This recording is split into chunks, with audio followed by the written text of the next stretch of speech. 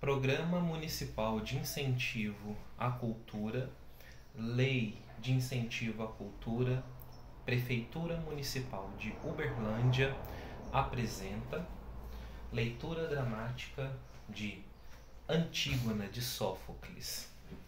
Este trabalho foi desenvolvido numa perspectiva e numa tentativa de pensar o teatro e a sua inclusão e acessibilidade voltada às pessoas cegas e com baixa visão no que tange textos teatrais. Direção: Paulo Caparelli. Atores: Alan e Eva Samara Batista. Sonoplastia: Andressa Carvalho. Na Ácora de Tebas, diante do palácio de Édipo, onde reina agora Creonte, clareia o dia.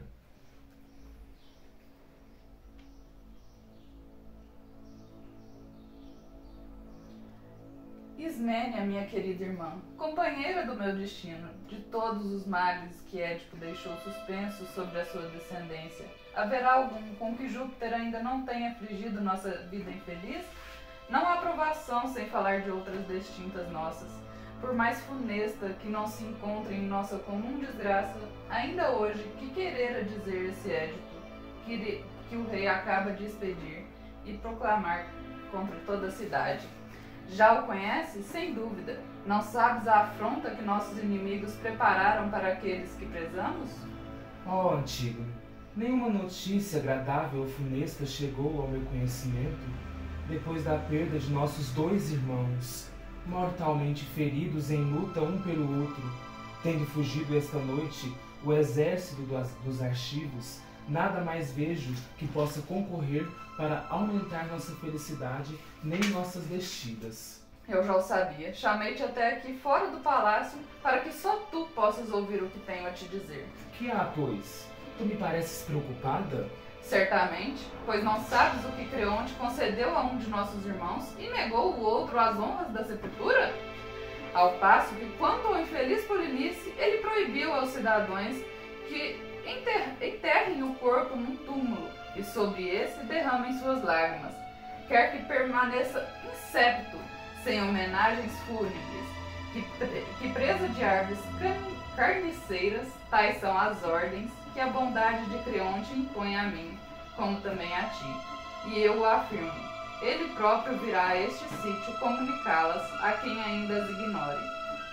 Disso faz ele grande empenho e ameaça quem quer que desobedeça de ser apedrejado pelo povo. Tu ouviste o que eu te disse? Virá o dia em que veremos se tens sentimentos nobres ou se desmentes teu nascimento. Mas, minha pobre irmã, em tais condições, em que te posso eu valer, quer por palavras, quer por atos? Quereras auxiliar-me?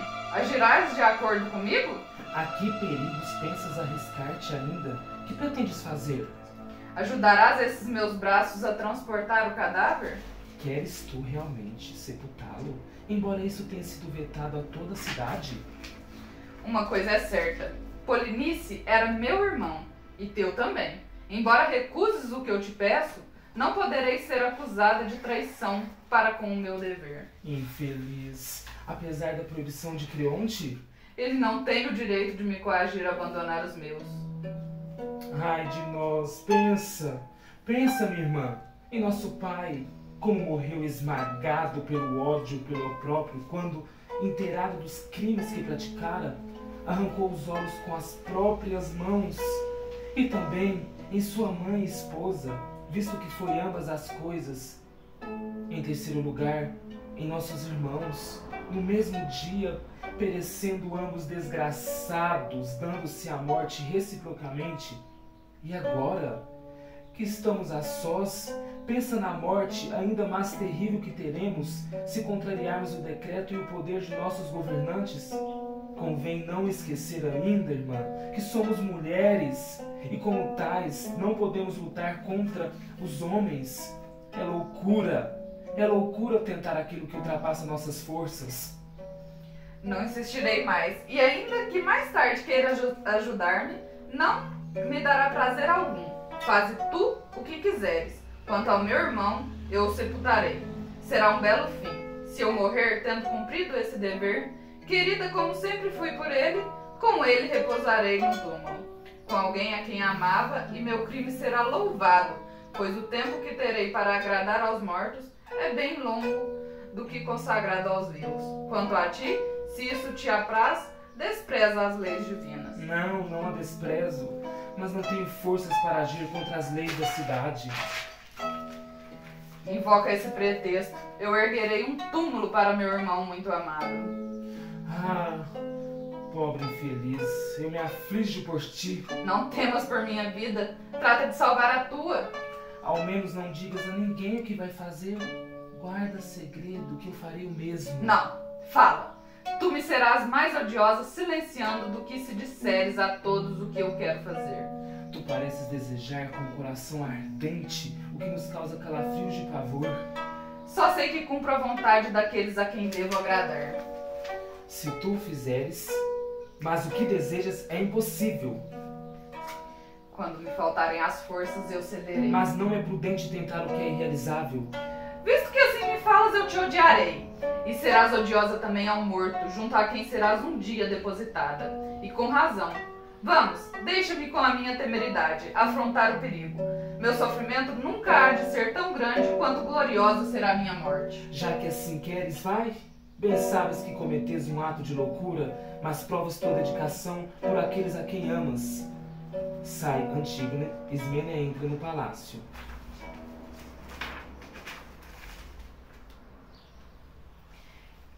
Eis que se aproxima o rei desse país, Creonte, filho de Menezeu, nosso novo soberano. Depois dos acontecimentos que os deuses suscitaram, traz ele em mente algum projeto, e para isso convocou, por uma ordem geral, essa assembleia de anciãos.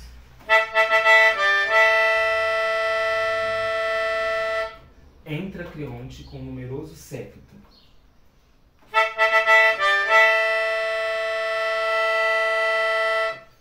Cidadãos, os deuses, depois que esta cidade foi rudemente abalada por um vendaval, deram-nos a segurança e a calma. Fostes aqui reunidos por meus arautos, porque sempre venerastes o trono de Laio, bem assim durante o reinado de Édipo, e mesmo após sua morte, conservaste constante fidelidade a seus filhos, visto que esses filhos, por um duplo destino, pereceram no mesmo dia, ferindo e feridos ambos por suas próprias mãos criminosas.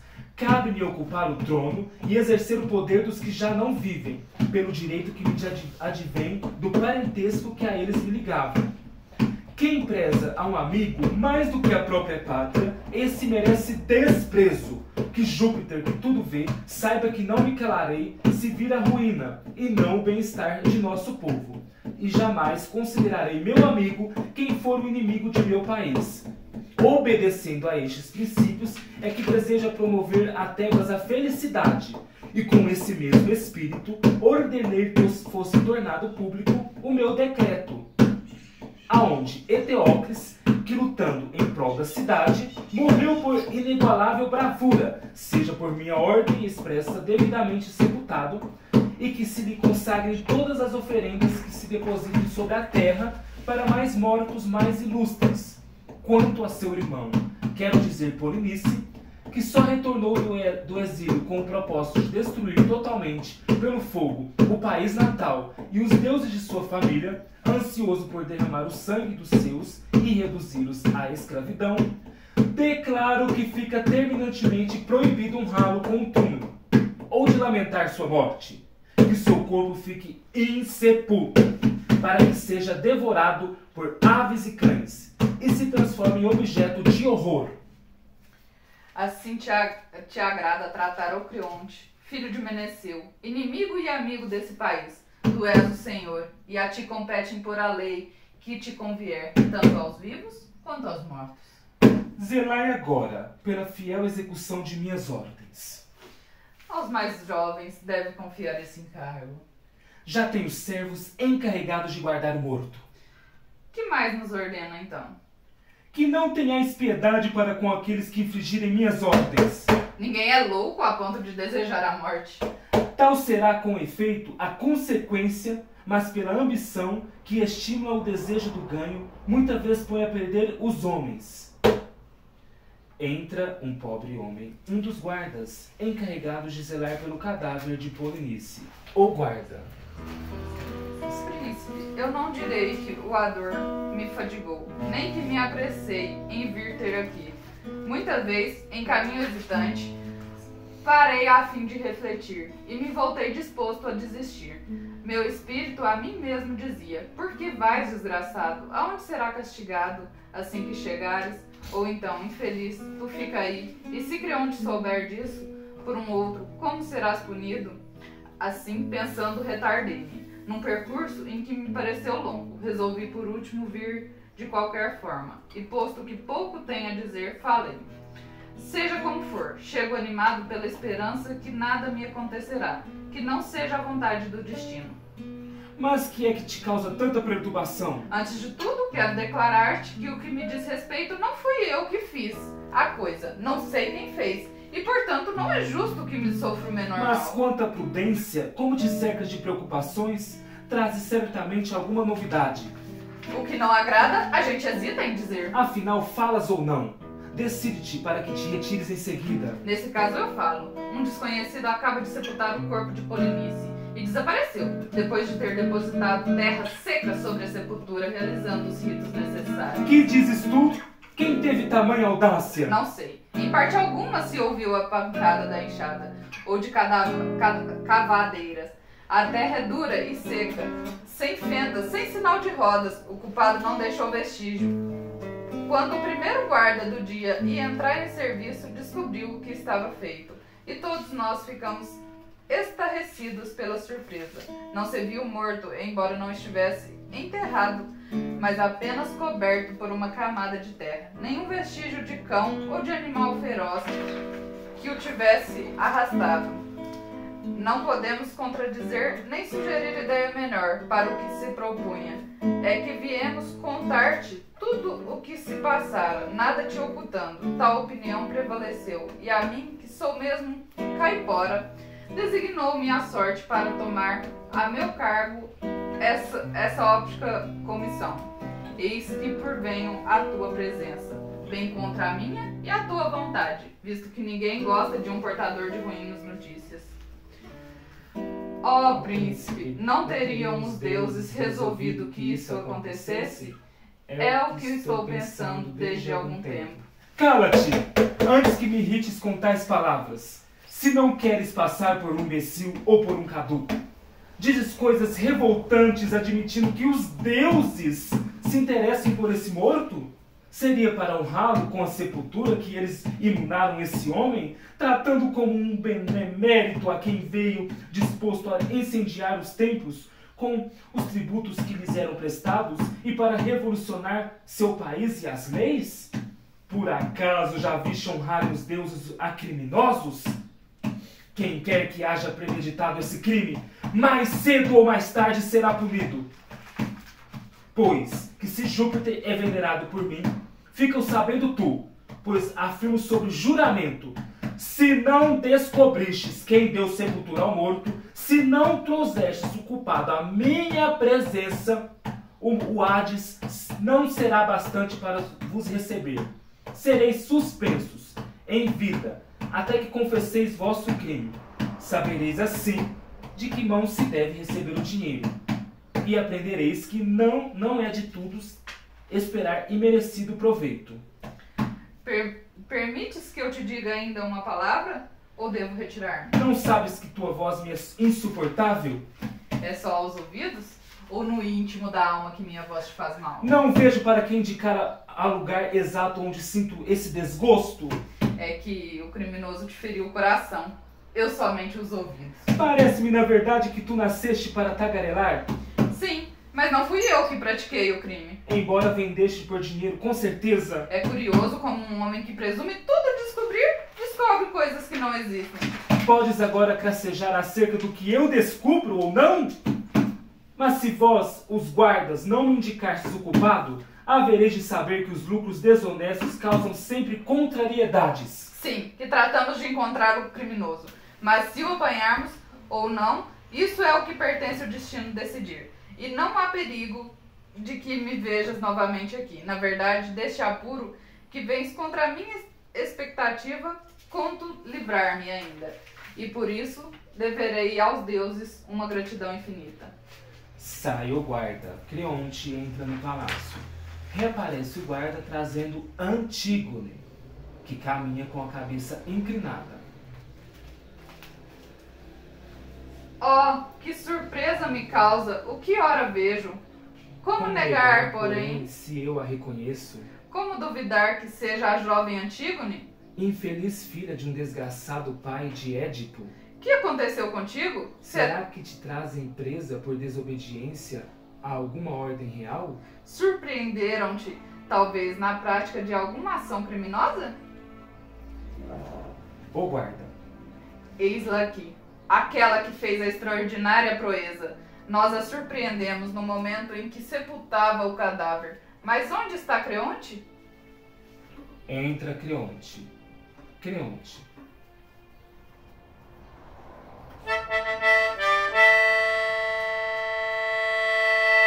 Que há? Por que motivo é oportuno a minha volta? Príncipe, nunca devemos jurar coisa alguma. Uma segunda opinião pode desmentir a primeira. Dificilmente eu concederia em voltar aqui.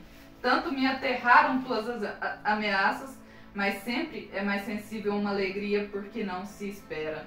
Eis-me de volta, embora tivesse jurado o contrário. Eis-me de volta com essa jovem que foi por nós surpreendida no momento em que concluía a inumação do cadáver. Dessa vez, não fui escolhido pela sorte, eu mesmo fiz a descoberta. E agora, visto que ela está em tuas mãos, ó príncipe, interroga como quiseres, obriga a confessar teu crime. Quanto a mim, devo ser declarado livre de qualquer suspeita ou castigo. Tu a conduzes sim, mas como e onde aprendeste?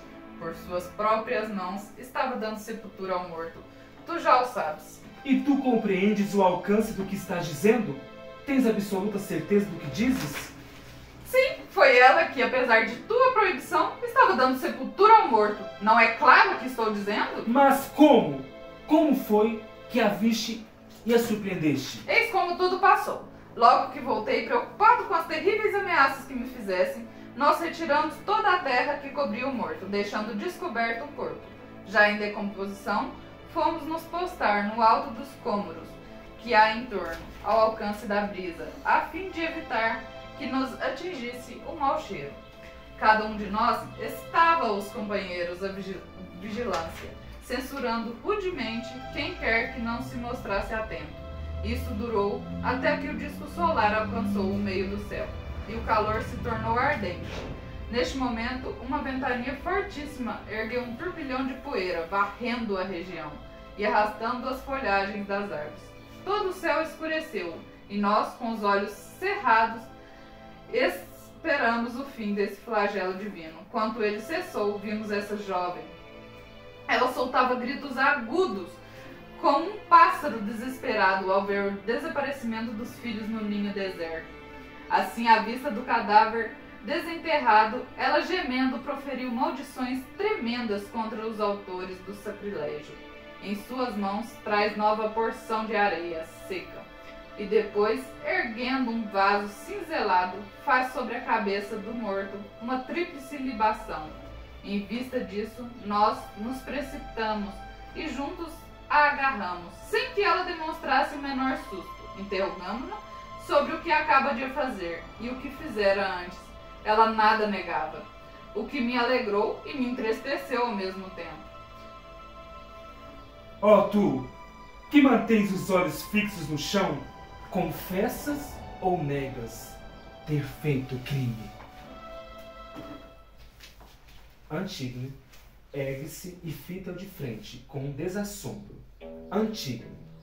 Confesso o que fiz, confesso claramente.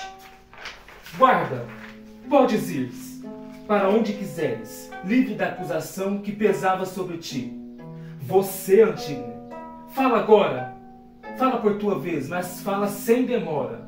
Sabias que por uma proclamação eu havia proibido o que fizeste? Sim, eu sabia. Por acaso poderia ignorar que era uma coisa pública? E apesar disso tiveste a audácia de desobedecer a essa determinação? Sim, porque não foi Júpiter que o proclamou. É a justiça, a deusa que habita com as divindades subterrâneas. Jamais estabeleceu tal decreto dentre os humanos. Nem eu creio que teu édito tenha forças bastante para conferir um mortal o poder de inferir as leis divinas, que nunca foram escritas, mas são irrevogáveis. Não existem a partir de ontem ou de hoje, são eternas sim, e ninguém sabe desde quando vigoram tais decretos. Eu, que não temo o poder do homem algum, posso violar, sem que por isso me venham a punir os deuses. Com seu caráter indomável, esta jovem revela que descende de um pai igualmente inflexível. Ela não se deixa dominar pela desgraça. Ficam sabendo, pois, os espíritos mais rígidos são precisamente aqueles que se deixam abater.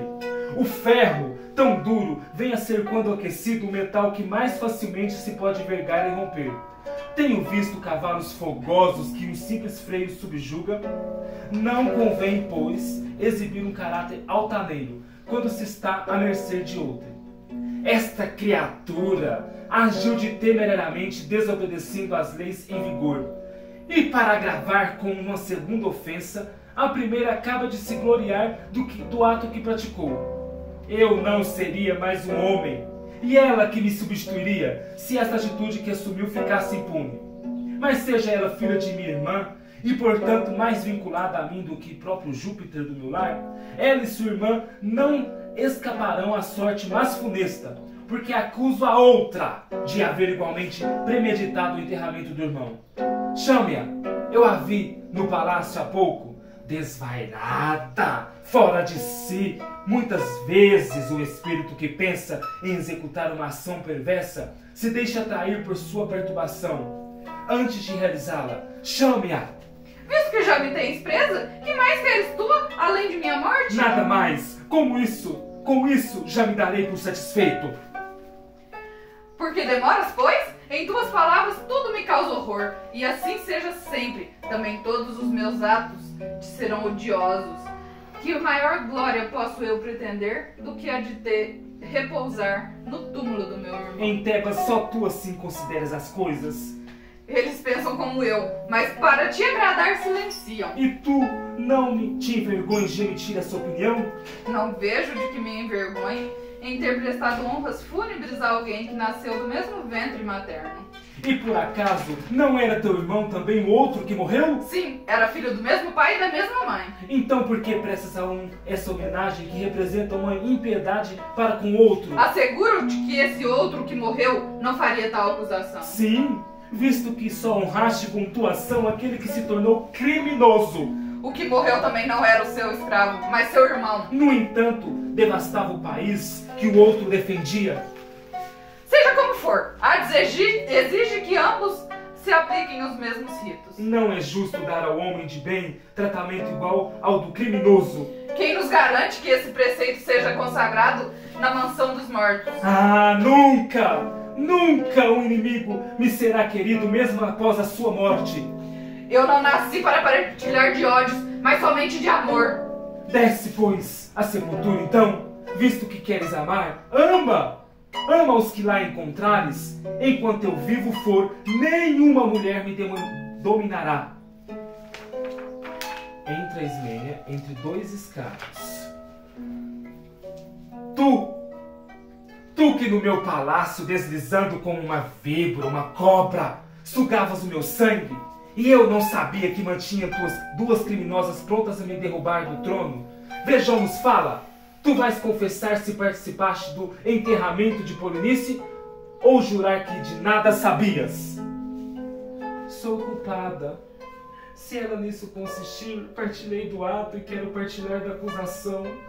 Mas a justiça não permitirá. Não quiseres ser cúmplice do que eu fiz, eu própria não mais consentirei que tornar parte. Oh, não te envergonhes na infelicidade que consistir que eu me associe ao perigo que corres. Quem tudo fez, há diz que os mortos bem sabem. Quem só me ama por palavra não pode pode ser para mim uma verdadeira amiga. Não me julgues, irmã indigna de morrer contigo honrando os nossos mortos. Não, covarde, não me acompanhes na morte. Não queira passar como autora do que não fizeste. Meu sacrifício só bastará. E como poderei eu viver, minha irmã, sem tua companhia? Pergunte a Creonte. Todos os seus cuidados são para ele? Por que me magoas assim, sem proveito algum para ti? Se escarneço de ti, é com dor profunda que o faço. E que posso eu tentar em teu benefício? Salvar a tua vida? Não tenho a menor inveja de ti, se o conseguires. Como sou infeliz, não poderei compartilhar de tua sina. Tu escolheste a vida e eu a morte. Mas não porque tenha esquecido o que me cumpria dizer-te. Há de haver quem te dê razão, mas a mim também. No entanto, o crime, se existe, é de nós ambas. Tranquiliza-te, tu viverás. Quanto a mim, dediquei minha alma ao culto dos mortos. Estas duas jovens perderam a razão. Evidentemente, uma enlouqueceu agora e a outra, desde que nasceu. Oh, rei, a mais sólida razão não existe aos golpes da adversidade. Foi o que te aconteceu quando resolveste acompanhar os malvados na prática do mal? Só, sem minha irmã, como poderei eu viver? Não fales mais nela. Ela é como se não vivesse. Ordenarás tu que parecesse a noiva de teu filho? Ora, outros campos há que ele possa cultivar? Mas não será isso o que eles juraram um ao outro, Creonte? Esposas perversas para meu filho, eu as rejeito. Pobre Aemon, como teu pai, tia mesquinha, tu me importunas com esse casamento? Tal é minha decisão. Servos, nada de demora. Leve-as agora para o palácio, escravos. Quero que essas mulheres sejam amarradas e que não mais andem em liberdade. Os mais corajosos fogem quando sentem que a morte os ameaça. Saem os escravos, conduzindo as duas jovens. Nesta hora, Creonte chama Aemon e pergunta se ele vai casar com Ismênia ou não. Aemon diz que não vai fazer tal desgraça. Apesar de Aemon obedecer à vontade de seu pai, ele também contradiz as suas decisões. Aemon entra pela porta central.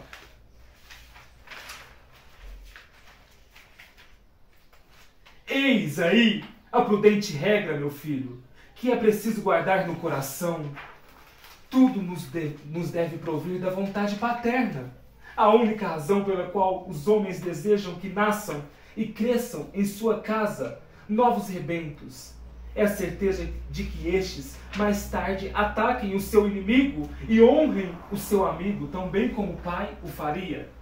Quem quer que tenha filhos inúteis não terá feito outra coisa senão acarrear para si motivos de desgosto e para seus inimigos uma fonte de risos. Não abandones, pois, meu filho, pela sedução do prazer ou por causa de uma mulher, os sentimentos de que está animado e sabe que é um sentimento frio, muitas vezes, o beijo de uma mulher quando é uma esposa má, é um beijo frio, um beijo que recebe o marido em casa. O homem que a cidade escolheu para chefe deve ser obedecido em tudo. Quer seus atos pareçam justos, quer não. Quem assim obedece, estou certo, saberá tão bem executar as ordens que lhe forem dadas, como comandar por sua vez. Não há calamidade pior do que a rebeldia. Ela é que arruina os povos, perturba as famílias e causa a derrota dos aliados em campanha. Ao contrário, o que garante os povos, quanto bem governados, é a voluntária obediência. Cumpre, pois atender à ordem geral e não ceder por causa de uma mulher.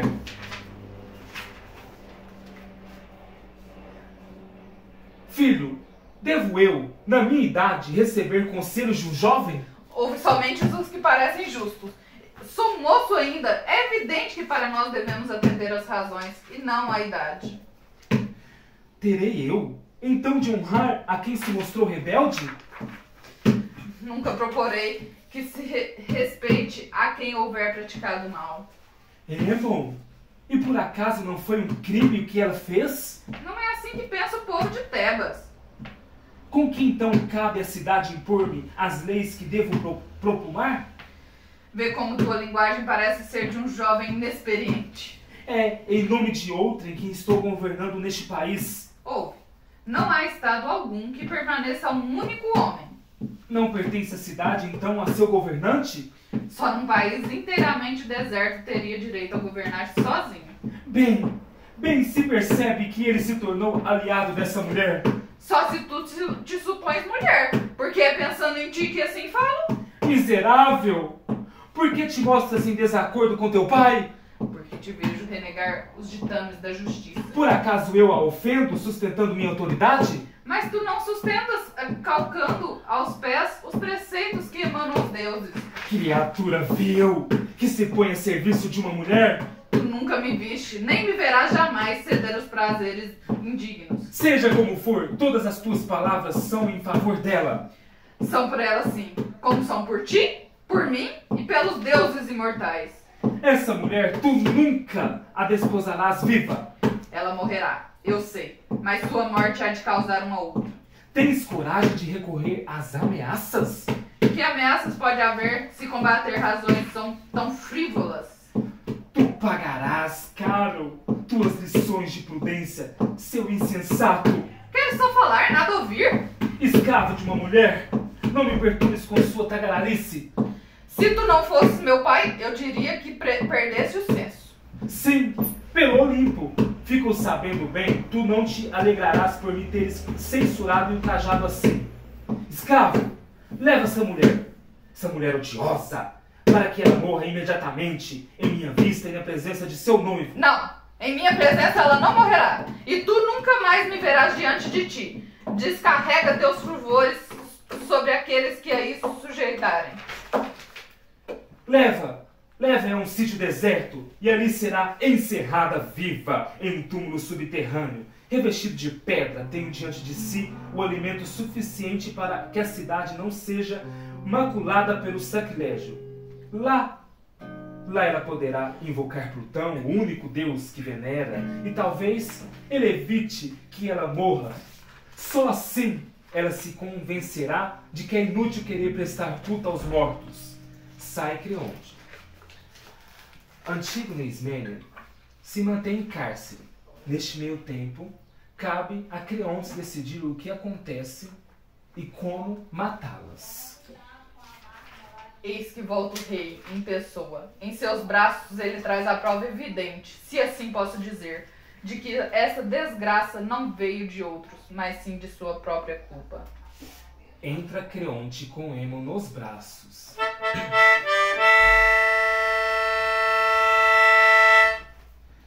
Erros da minha insensatez, obstinação fatal, vede? Na mesma família, vítimas e assassinos. Oh, sorte desgraçada! Meu pobre filho, jovem, sucumbiste por uma morte tão triste. Perdeste a vida não por tua culpa, mas pela minha. Oh, agora é tarde. Parece-me que o que estás vendo é a justiça de Deus. Ai de mim, agora sei que sou um desgraçado. Sobre mim paira um Deus vingador que me feriu. Ele me arrasta por uma via de sofrimentos cruéis. Ele destruiu toda a alegria de minha vida. Oh, esforços inúteis dos homens. Entra um mensageiro que vem do palácio. O mensageiro. Senhor, que desgraças caem sobre ti. De outras tem a prova dos teus braços, a outras estão em teu palácio. Creio que tu deves ver. Que mais me poderá acontecer? Poderá haver desgraça maior do que a fatalidade que me persegue? Tua esposa acaba de morrer. A mãe que tanto amava esse infeliz jovem. Ela feriu-se voluntariamente para deixar a vida. Hades, que a todos nos espera. Hades, que não perdoas nem te comoves. Dize, por quê? Por que me esmagas por essa forma? Mensageiro das desgraças, que novas desgraças me vens anunciar? Ai de mim! Eu já estava morto e tu me deste mais um golpe ainda. Que dizeis, amigos? Quem é essa criatura, essa mulher que vejo caída ao lado do outro morto? Abre-se a porta, aparece o corpo de Eurídice, esposa de Creonte. Tu podes vê-la. Agora, eis-la aí. Sim, eu vejo esse outro objeto de minha dor. Que destino me pode esperar ainda? No momento em que tenho nos braços meu filho morto, apresentam-me ante os olhos este corpo? Oh, mãe infeliz! Oh, meu filho! Ela se feriu com um agudo punhal ao altar dos lares e cerrou os olhos depois de haver lamentado a perda de seu filho Megareu e de Aemon, e depois de ter pedido que todas as desgraças recaiam sobre ti, que fosse o assassino de seu filho. O horror me põe fora de mim. Por que não me feriram já com uma espada bem cortante? Vejo-me desgraçado, e de todos os lados novas desgraças caem sobre mim. A esposa de Creonte, ao morrer, acusou-te, o rei, de terem tido culpado da morte de seus 2 filhos. Mas como se feriu ela? Fez um profundo golpe no fígado ao saber a morte de Aemon. Ai de mim, de tanta infelicidade! Eu pensei que sou o autor, nem poderiam elas nunca ser atribuídas a outro. Fui eu, somente eu, este miserável, que os matei. Servos, levem-me depressa, levem-me para longe, eu não vivo mais, eu estou esmagado. O que tu pede seria um bem, se pudesse haver de algum bem para quem assim tanto sofre. Mas dos males que tenhamos de suportar, os mais curtos são os melhores. Que venha, que apareça já a mais bela, a última das mortes que a eu causei, a que me há de levar no meu derradeiro dia, que ela venha, que venha já, eu não quero ver clarear outro dia. Mas isso já é o futuro. Pensamos no presente, ó rei. Que cuidem do futuro o que nos futuros viverem. Tudo que eu quero está resumido nesta súplica. Ouve! Não formules desejo. Não é lícito aos mortais evitar as desgraças que o destino lhe reserva.